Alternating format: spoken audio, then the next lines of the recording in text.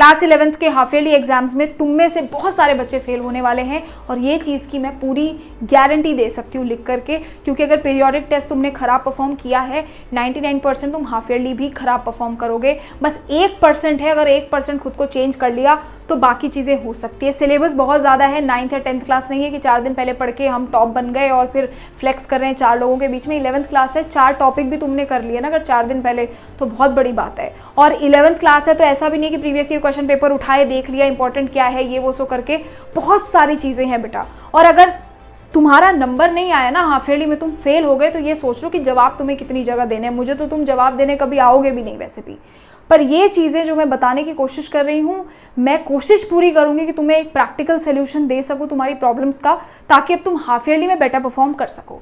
सबसे पहले half yearly के लिए टारगेट लिस्ट होना ज़रूरी है, बिल्कुल ज़रूरी है। कौन कौन से तुम्हारे मेन सब्जेक्ट्स हैं, तुम्हारे पे कहाँ तक सिलेबस आने वाला है, पहले ही टीचर से कन्फर्म कर लो और लिस्ट प्रिपेयर कर लो आज ही। कल का वेट मत करो कि मेरे पर्टिकुलर केमिस्ट्री, क्योंकि मेरे पास साइंस थी तो मैं इसका रेफरेंस देती हूँ, बट तुम किसी भी स्ट्रीम के हो उन सब्जेक्ट्स को ले लो। फॉर एग्जाम्पल केमिस्ट्री में मेरे पहले 3 चैप्टर आ रहे हैं, फिजिक्स में 4 चैप्टर आ रहे हैं हाफ ईयरली में, ठीक है, इधर से मेरे इतने यूनिट्स आ रहे हैं, मतलब वो सारा तुमने बनाया और ऐसा चार्ट बना लिया। अब तुम्हारे पास क्या सोल्यूशन बचता है, प्रैक्टिकल सोल्यूशन ये बचता है कि अगर बाई चांस तुमने कुछ चैप्टर्स पढ़ लिए हैं तो बहुत अच्छी बात है, तुम्हारा उतना बर्डन कम हो गया। लेकिन अगर नहीं पढ़ा हुआ है तो क्या करें, जितना टाइम तुम्हारे हाफ ईयरली के लिए है, मान लो टीचर्स ने बोला सितंबर में होंगे या अगस्त में होंगे, तो तुम उसे ये सोच के चलो कि भाई फॉर एग्जाम्पल टीचर्स ने बोला हाफ ईयरली तुम्हारे सितंबर में होंगे, तो तुम्हारे पास जो ये बीच का टाइम है ना, उस टाइम को लो और उसे डिवाइड करना शुरू कर दो। जितने चैप्टर्स तुम्हें कवर करने हैं, तुम्हारे हाथ में पूरा परफॉर्मेंस आ जाएगा कि तुम्हारे पास कोई टाइम बचा ही नहीं है चीज़ों को करने के लिए, तब जाकर के तुम सीरियस पढ़ाई करने वाले हो। सोल्यूशन इसका एक ही है, जितने चैप्टर्स बचे हैं बेटा वो पढ़ने ही पड़ेंगे। अब आप उसे रात में उठ के पढ़ो, अगर तुम 10th क्लास के होते मैं बोल देती कि 2 घंटा ये पढ़ लेना 1 घंटा, वो अब हो नहीं पाएगा। इतने सारे चैप्टर्स में सिंपल सा तरीका क्या है भाई, हम चैप्टर्स को पकड़ें, एक एक करके सारे चैप्टर्स खत्म करते चले जितना टाइम बचा है उसमें, ठीक है। ज़्यादा पढ़ना पड़े कोई बात नहीं, 1-2 छुट्टी करके पढ़ना पड़े कोई बात नहीं, लेकिन कवर बेटा सारा का सारा हाफ ईयरली का सिलेबस करना होगा, ठीक है। एक एम रखने की कोशिश करो, पहला एम ये कि हम अपना सिलेबस कंप्लीट कर ले किसी भी तरीके से। दूसरा, एक बार मिनिमम रिविजन कर ले, क्यों, क्योंकि हाफ ईयरली जब शुरू हो जाएंगे उतने कम टाइम में इतने बड़े बड़े यूनिट्स को रिवाइज करना बहुत मुश्किल हो जाएगा, और अगर रिविजन करोगे नहीं तो भूल जाओगे एग्जाम्स तक, ठीक है। तो इसीलिए जो चैप्टर पढ़ते हो उसको कोशिश करो हफ्ते के अंदर अंदर ही एक बार रिवाइज कर लो, नहीं तो भूल जाओगे। पहली चीज तो ये हो गई। दूसरी चीज, पढ़े कैसे, क्या दीदी सब कुछ पढ़ना पड़ेगा, बिल्कुल भी नहीं। सब चैप्टर से सब कुछ पढ़ने का तो टाइम है ही नहीं। तो पहले बात तो एक बार एनसीईआरटी पूरी समझने की कोशिश करो, उसके सारे क्वेश्चन सॉल्व करो, बैचेस में जो तुम्हें पढ़ाया जाता है वो अच्छे से पढ़ो। उतना पढ़ने के बाद अब बच्चा फंसता कहाँ पर है कि मैं अपनी प्रैक्टिस के लिए क्या करूँ। 3 स्टेप तुम्हें फॉलो करने हैं अपने प्रैक्टिस के लिए, हाफ ईयरली के लिए स्पेशली बता रही हूँ। सबसे पहले कि तुम्हारे पास सारे चैप्टर्स के क्या क्या इंपॉर्टेंट टॉपिक्स है वो तुम्हें पता होने चाहिए। फॉर एग्जाम्पल पहला चैप्टर में ये टॉपिक इंपॉर्टेंट है, ये इंपॉर्टेंट है, ये इंपॉर्टेंट है, ये इंपॉर्टेंट है। फायदा क्या, क्योंकि यही सारे इंपॉर्टेंट टॉपिक्स जब तुम रिविजन करोगे तो ज्यादा फोकस करोगे। पूरा चैप्टर को अगर बार बार पढ़ोगे तो तुम रिविजन कब करोगे, एक चैप्टर को रिवाइज करने में 5 घंटा लग जाएगा। तो हम क्या करेंगे, स्मार्टली पढ़ेंगे। एक बार सब समझ लिया, कॉन्सेप्ट क्लियर कर लिया, लेकिन अब बार बार उन चीजों को रिपीट नहीं करेंगे। रिपीट केवल उतना सिलेबस करेंगे जो इंपॉर्टेंट है, जिसको हम बोलते हैं मोस्ट इंपॉर्टेंट टॉपिक्स, ठीक है। इसको आपको रिवीजन करते चलना है और अच्छे से रिवाइज करना है। कोशिश हमेशा ये करा करो कि जो तुम्हारे हफ्ते के आखिरी 2 दिन होते हैं ना, 6th और 7th, जितना भी तुम 5 दिनों में पढ़ते हो, उन 6th और 7th डे पे एक टाइम निकाल करके रिवाइज किया करो एक्स्ट्रा पढ़ने के साथ साथ, ठीक है। तो ये हो गया एक मोस्ट इंपॉर्टेंट टॉपिक की लिस्ट। जब तक बेटा ये नहीं बनाने वाले कभी नंबर नहीं ला पाओगे। पूरा सिलेबस बार बार पढ़ना नेक्स्ट टू इम्पॉसिबल है। दूसरी चीज क्या होनी चाहिए दीदी, कॉम्पिटेंसी क्वेश्चंस होने चाहिए। मैंने पहले ही बोला टीचर्स घुमा फिरा के क्वेश्चंस देते, सीबीएसई के करिकुलम के हिसाब से कॉम्पिटेंसी सवाल होने चाहिए, सीबीएसई के स्टैंडर्ड के, और कोई फालतू सवाल करने का भी टाइम नहीं है। तो बेटा देखो, अगर तुम्हारे पास रिसोर्सेज नहीं है कुछ भी, तो मैं तुम्हें सेशन के स्टार्ट से पिछले साल भी रिकमेंड किया, ओसवाल के क्वेश्चन बैंक्स ले लो। पहली बात, सबसे अच्छी चीज मुझे लगती है ये ना अचीवेबल टास्क है बेटा, इनको तुम सॉल्व कर सकते हो।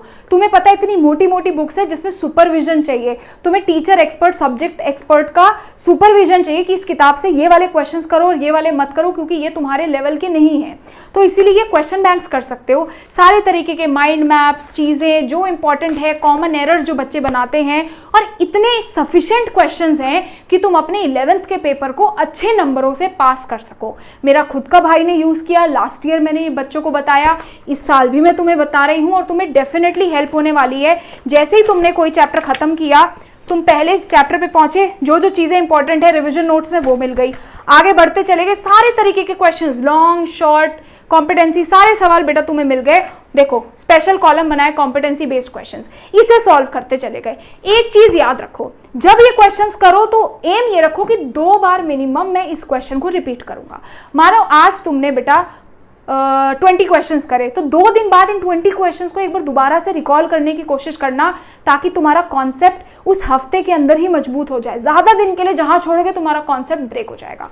ठीक है, ये बात समझ आई। ये बुक ले लो, छोटी सी बुक है, उतनी ही चीजें हैं बेटा इसमें जो रिक्वायर्ड है। मैंने खुद देखी हुई है किताब, पीसीएम मेरे पास थी, मुझे पता है अननेसेसरी कुछ भी नहीं है कि तुम्हें 10 जगह दिमाग लगाना पड़े।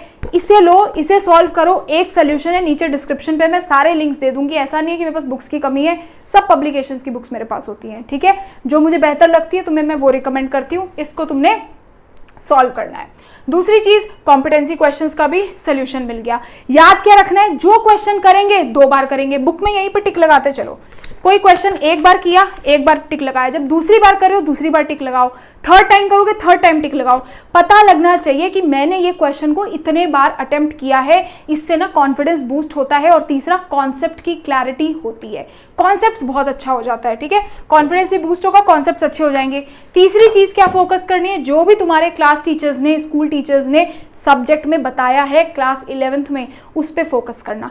11th का पेपर कोई भी हो, किसी भी क्लास का, हाफ ईयरली का पेपर कौन बनाएगा, स्कूल टीचर बनाएगा। उन्होंने कभी कोई क्लास टेस्ट लिया है, हाँ दीदी बहुत बार, ये रट के चले जाना क्या सवाल बताए हैं। क्या उन्होंने कभी क्लास में कोई क्वेश्चंस कराए हैं, स्पेशल कराए हैं दीदी, पढ़ लेना सारे। क्लास के नोट्स कराए हैं, कुछ चीज बताया था कि ये इंपॉर्टेंट है, हाँ पढ़ लेना। 100% बोल रही हूँ, आज ही ये रिपीट होंगे तुम्हारे एग्जाम्स में। टीचर्स अपने खुद के कराए हुए क्वेश्चंस को डेफिनेटली हाफ ईयरली एग्जाम्स में डालेगा, क्योंकि वो उनके खुद के फेवरेट क्वेश्चंस है। तीसरी चीज, आपका paper tough to really tough होगा, तो उस हिसाब से प्रिपरेशन करना। रिवीजन के लिए एक बात दिमाग में रखो, पहला फोकस कहाँ होना चाहिए, इंपॉर्टेंट सिलेबस। जब पहली बार पढ़ेंगे डिटेल में पढ़ेंगे, दूसरी बार पढ़ेंगे इंपॉर्टेंट टॉपिक्स की लिस्ट हमारी बन चुकी होगी तो उस पर ध्यान देते हुए पढ़ेंगे।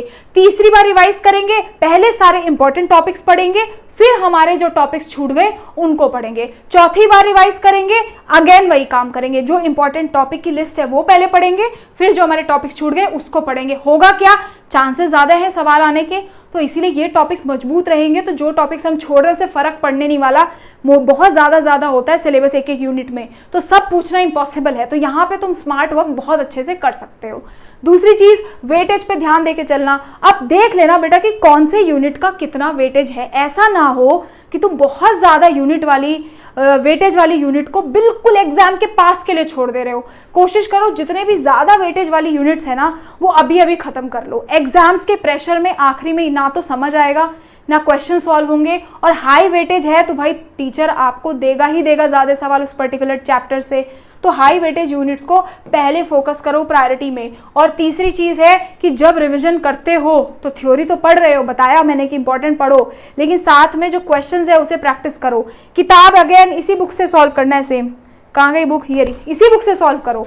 और जब क्वेश्चन करोगे तुमसे जो क्वेश्चंस नहीं बने उसको लिखते चले जाओ, 1 2 5 7 ऊपर ही, बुक के ऊपर ही लिख दो। 1 नहीं बना, 2 नहीं बना, 5 नहीं बना, 7 नहीं बना, ये क्वेश्चंस लिखते चले गए। जब रिवीजन करने आओगे सबसे पहले देखना क्या मैं अब ये सवाल कर पा रहा हूं। अगर कर पा रहे हो मतलब वो पर्टिकुलर कॉन्सेप्ट तुम्हारा क्लियर हो गया, नहीं कर पा रहे तो रिपीट करो। यही है, अपनी गलती पकड़ो रिपीट करो, गलती पकड़ो रिपीट करो, इतना ही है बस सिलेबस को पूरा करने के लिए पैटर्न। ठीक है, ये जो बातें हैं बेटा इसको अच्छे से ध्यान रखना, मेहनत करना, पढ़ाई करना, सिलेबस हो जाएगा। टेलीग्राम ज्वाइन कर लो। जो बच्चे मेरे साथ नोट्स शेयर करते हैं, मेरे खुद के नोट्स होते हैं, आपको मैं उसमें शेयर करती रहती हूँ। और चैनल को बेटा सब्सक्राइब कर लेना, जितनी भी चीज़ें आपकी प्रॉब्लम आ रही है उसको कमेंट्स कर देना, मैं जल्दी से आपके लिए दूसरी वीडियोस बनाऊंगी। Till then thank you so much and bye bye.